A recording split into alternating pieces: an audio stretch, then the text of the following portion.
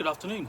It's Tuesday the 8th of May, back in the region Nook, taking a break from some particularly tortuous editing. So out here with some parcels, nice hot cup of tea, on what is a bright, warm and sunny afternoon. So let's get to the first one. So this one's already open, so I've already been into this one, so we're going to finish this one off today. So pulling things out, what we've got here. Of course, I've already opened this, looked at it, the Blake 7 role-playing game, which was published by Horizon 7, basically Horizon, the Blake 7 Appreciation Society, in 1994.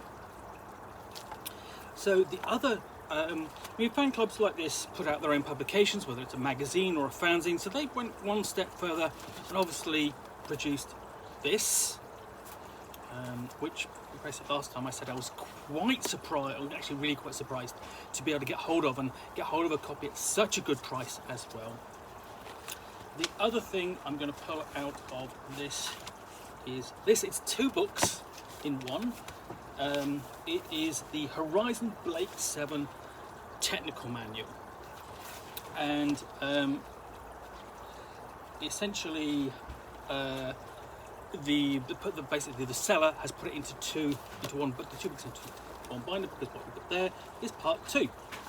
So one of the interesting things about science fiction shows is, especially one with spaceships and guns and robots and things like that, is you can have the fans are going to be interested in what those ships look like, how they work, essentially if there's a spaceship, deck plans, that sort of thing. Essentially, all of the technical details, essentially, so that they can learn more about the setting. And that's where technical manuals come in. For example, Star Trek has had numerous technical manuals devoted to the show, not just the Enterprise, but all different ships and the equipment and so on, with drawings and so on, and so that in part basically the setting for Starfleet battles is really kind of drawn from the technical manuals initially, as much as it is from the television show, because those technical manuals essentially gave sort of like the details on the ships that would actually essentially appear in the board game Starfleet battles, and then in Prime Teams, essentially the role-playing game that came out in the early 90s and would see iterations of again and again through D20 system, and then again in GURPS.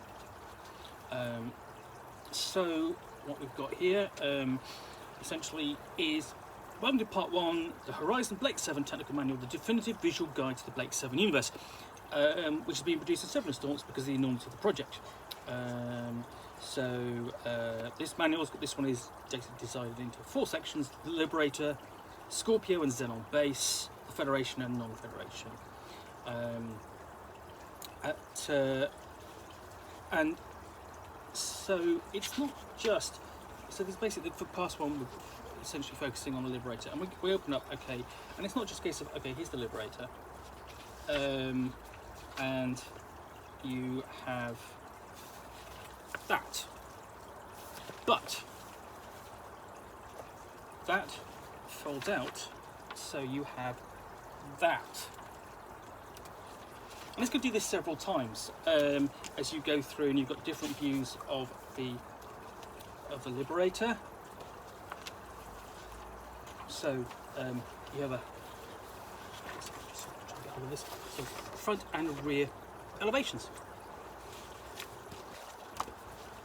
Essentially, the fold-outs are showing a greater area, and then we've got a cross section. You can see that. There we go.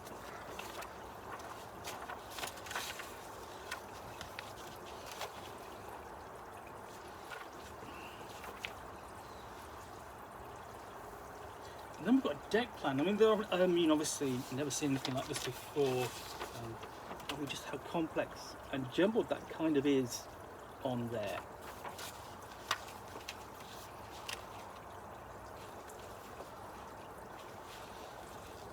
So that comes with a key. You've got a general description of the Liberator, and goes quite down into you talking about the crew area, main drive, power banks, force wall, detectors, scanners, all the kind of, to be honest, all the kind of technical details that you would want for you basically if you're role playing, for example.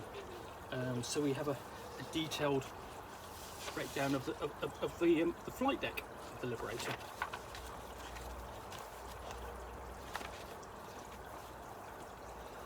And so even to the point where we have a side elevation of the central consoles for the pilot. This is, I mean, basically highly detailed, and lots of drawings there that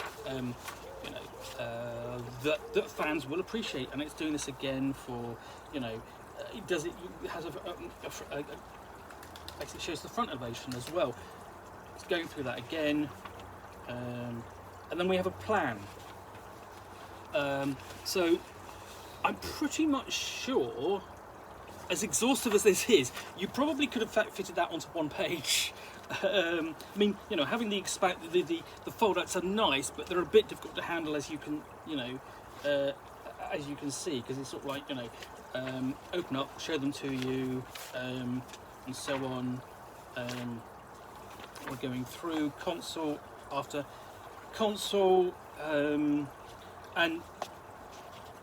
in terms of, there's no argument that it's exhaustive here, just in terms of the detail, sort of like, so all of the consoles have their own plans, and we would basically a map of the teleport area,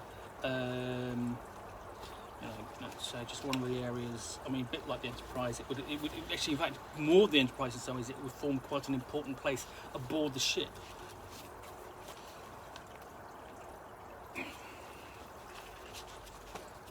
So, teleport, lay out the teleport console. I mean, this is in light of the fact that, to be honest, unlike Star Trek, you go back to the time and the BBC didn't do anything, didn't do anything like this for Blake 7 at all, whereas there was plenty of content for Star Trek. So that's just part one, and that's just devoted to the Liberator. Then we get on to part two, and this is Scorpio, and here we go. There's plans Wonder Class Planet Hopper Scorpio. And that's the second ship that basically the crew of the Liberator, the Blake 7, have in essentially the later series. Got complete deck plans of that as well, and things like that. Here's the flight deck.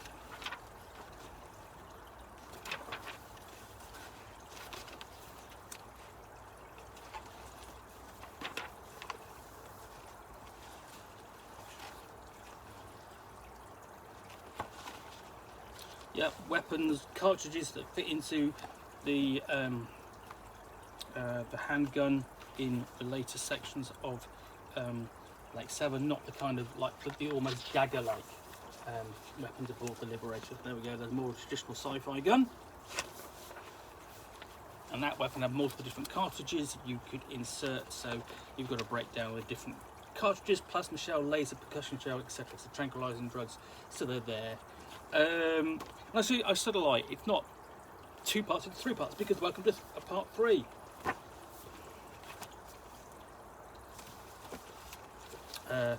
And this one is all about the Federation. This is probably in some ways more interesting. And this, so we have a plan of Supreme Command Headquarters, which is where Servalan is based.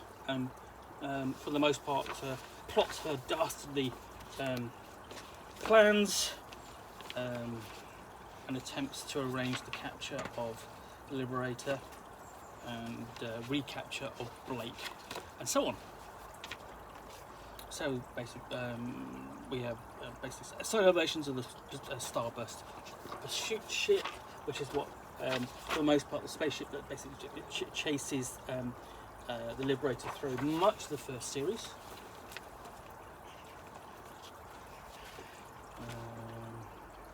Just going through, there's just more and more. We've got explanations of what the craft is. So yeah, I mean, this is all. And of course, we've got the transport ship, which appears in the first couple of episodes and so on.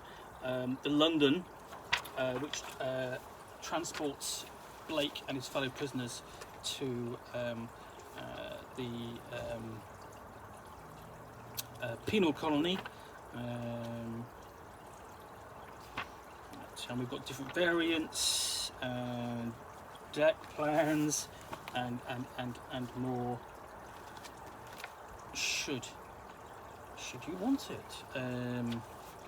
You know, basically the different plans for different types of ships, and more.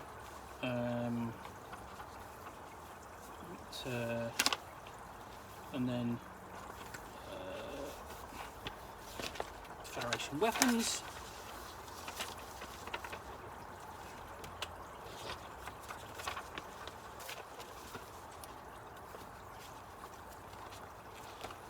So we just go on to basically breakdown of the uniforms that the Federation wear.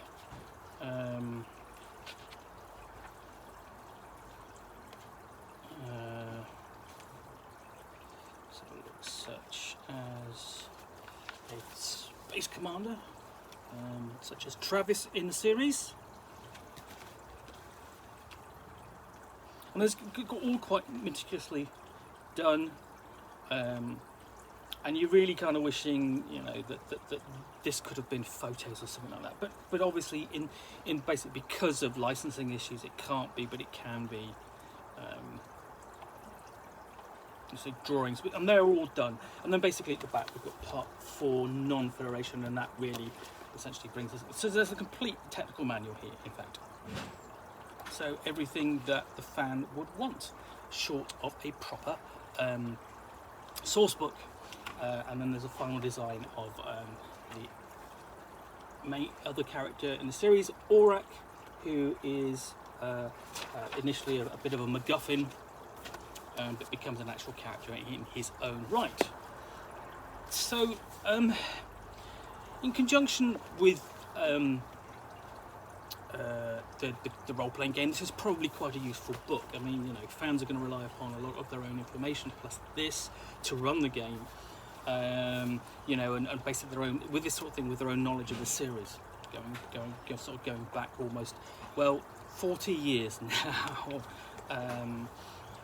And you know, basically this would have been for fans of the club, the series, and members of the Horizon Club, essentially sort of like almost the definitive guide to the series, to sort of the technical aspects of the series. I mean, they would have been able to get hold of series and episode guides as well, and presumably there would have been a magazine on a regular basis where people could have you know, basically written articles and so on about the series.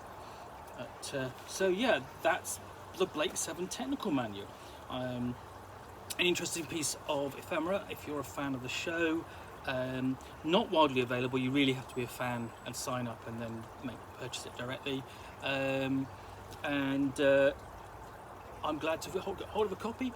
I don't know whether I will actually review this as such, and purely because it's not particularly heavy role play based, whereas with the role-playing game it's more likely that I will, because it's an interesting piece of role-playing history, you know, something that's entirely, I mean, the fact that it's not the fact that it's fan developed, but that it's fan club developed. It's something entirely different. So I will get to this, where it's unlikely that I will review this in any time soon. But it is an interesting piece of basically BBC / Blake 7 ephemera. Anyway, thank you again for watching another unboxing in the Nook. I hope you enjoyed the video, as I'm enjoying my nice hot cup of tea. If you have enjoyed it, please do click the like button down below. And if you've got any comments or feedback, then please do take the time to add them. I do respond, I do read them, and I do appreciate you both watching and responding. And lastly, of course, if you want to be alerted to yet more unboxings in the Nook, then please do click that subscribe button. Again, thanks for watching, and I'll be back again soon with another unboxing in the Nook. Bye for now.